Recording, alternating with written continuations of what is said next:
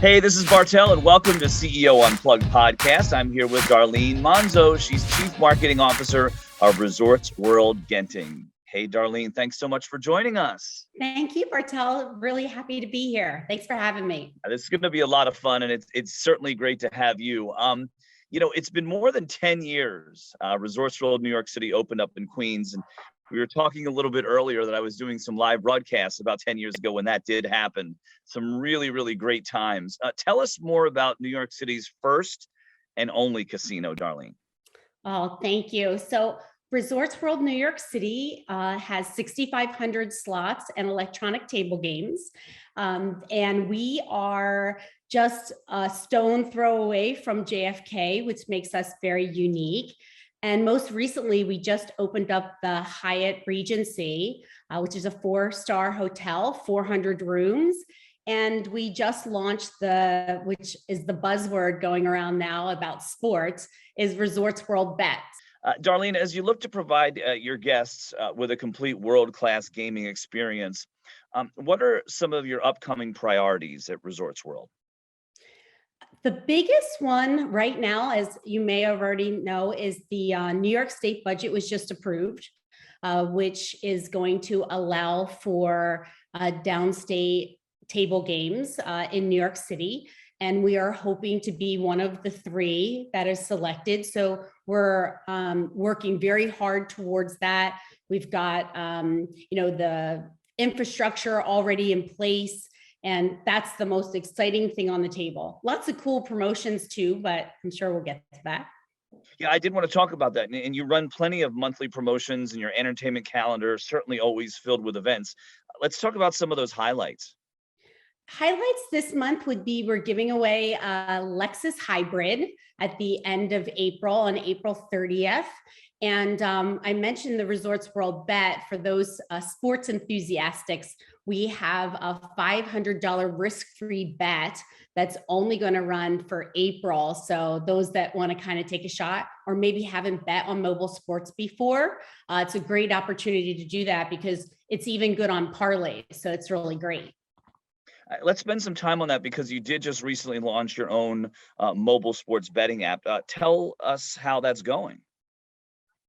It's going very well. I mean, I totally expected New York State to do well in mobile sports betting, not just for the sheer volume of how many people and the diehard New York fans. Lots of teams in our arsenal. So it's going extremely well. I think that having several operators makes it a nice competitive landscape.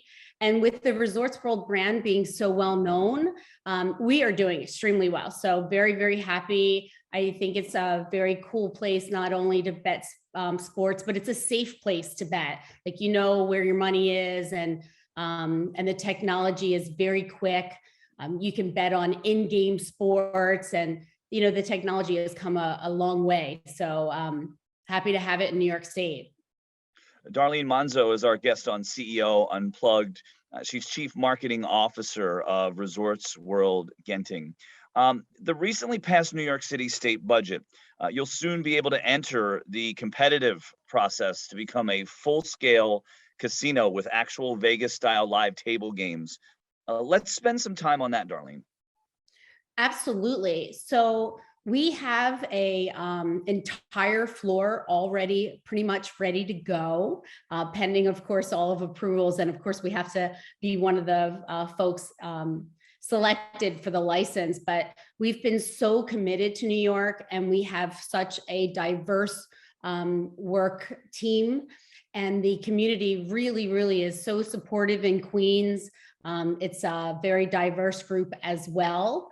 And we can hit the market really, really quick. I mean, speed to market would be faster than most would expect. The workforce would most likely double immediately, which seems aggressive, but that means, really high paying union jobs for blackjack dealers, roulette dealers. It's super exciting times for us, and we're ready to go. I mean, we've really committed to New York. We've already contributed over $3 billion to the state education fund. And we just continue to give. The Genting Corporation has just been very committed to New York from the beginning. As you mentioned, we're in the market for 10 years now. So we're really excited about it. The pandemic started about a month after you began working at Resorts World. Talk to us about what was that like? How did you manage being in a new position and COVID and some of the restrictions that we all had to deal with and things like that? That was definitely a crazy time. And even now, when I think back, I think, wow, how did that happen? I was in my position for about 5 days.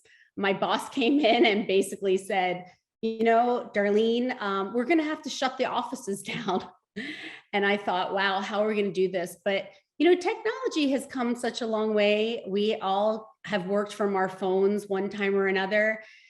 For me, I think one thing that I really pulled from, I was working in the Michigan area, and at my former job, there was a little, it's not anywhere near measurable to COVID, but there was an Ebola situation there. Mm-hmm. And so I had that in my arsenal of experiences, which I think was very helpful.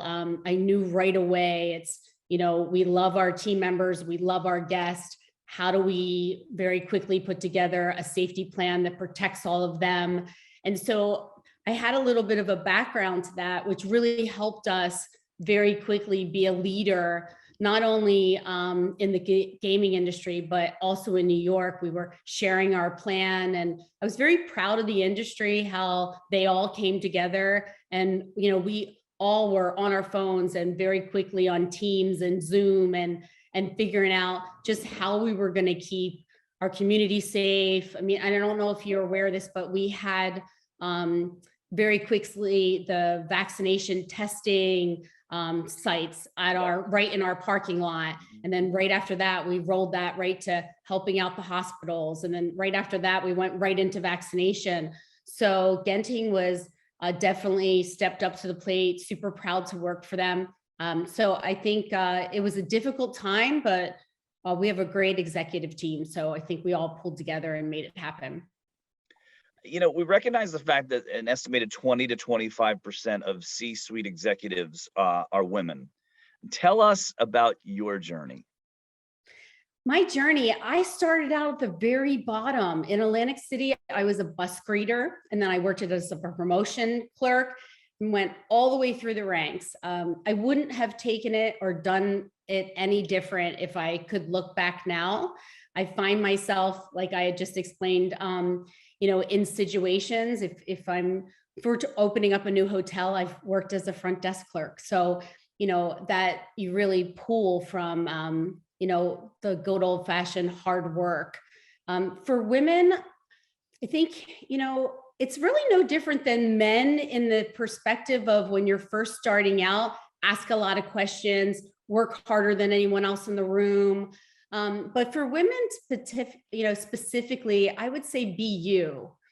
I'm not afraid to show up in the office wearing pink and, or dressing different than the guys. I think if you are asking good questions, you're really contributing, adding value. I find that the gaming industry, especially, there's certain industries that are a little bit more women driven than men driven.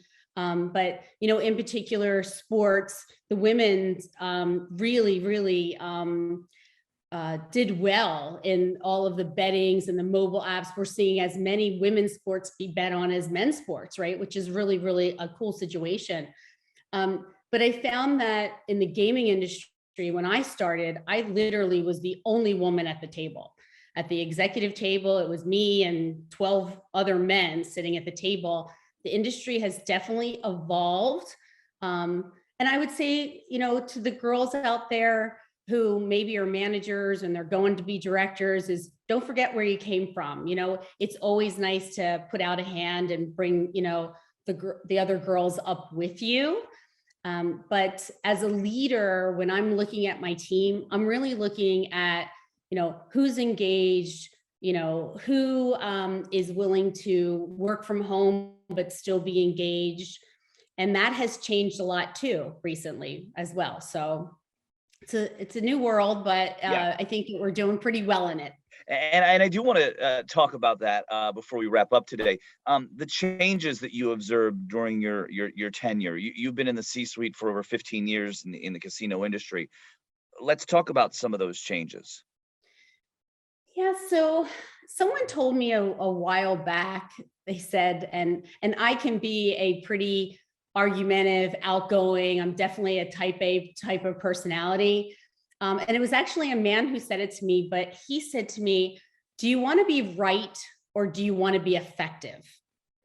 And that has always resonated strongly with me. And I think in the changing times, being effective is very important, and how we measure things. So I have a hybrid department where some of my folks work in the office and some work at home, and the customer service folks are all inside, obviously inside the building and the properties. But I have a group that some work a couple days at work. And what I've come to really coach my management and my vice presidents on is measure by production and not by time. Don't so much watch the clock as much as, is the work getting done? Are people being effective? Do they have good work balance lives? And I think that has changed not only in our industry, but in the entire world. Is, people aren't arguing to be right as much as they are wanting to have a positive effect on the world. So I think that's what has changed for us, is we've found new ways to work better. And I think as women, women have been struggling with that, with taking care of home or children a little bit more than men, and can be a little bit more creative in that manner. So I think that's my thing. So when you ask yourself, do I want to be right or do I want to be effective? I think sometimes you can work a different way to get there. Really great today on the CEO Unplugged podcast. And as we wrap up, is there anything else that you would like to mention? Something that possibly you haven't said while we've been together today, or maybe if you'd like to repeat something before we go today. Just that New York City is a great state. I couldn't be prouder to be working in it, and we have plenty of job opportunities at Resorts World. So if you want to visit us at our website, there's a lot of new careers coming up in not only in marketing, but in operations, food and beverage, hospitality, HR. So we are looking for folks that enjoy working and would love to join our team. And I think I am super excited that I got to go on today and offer that up, because for the right folks, we've got the right position for you. Darlene, it's a pleasure. It's really great to have you on the CEO Unplugged podcast. And again, Darlene Monzo, Chief Marketing Officer of Resorts World Genting. Thanks for joining us. Really appreciate it. Thank you.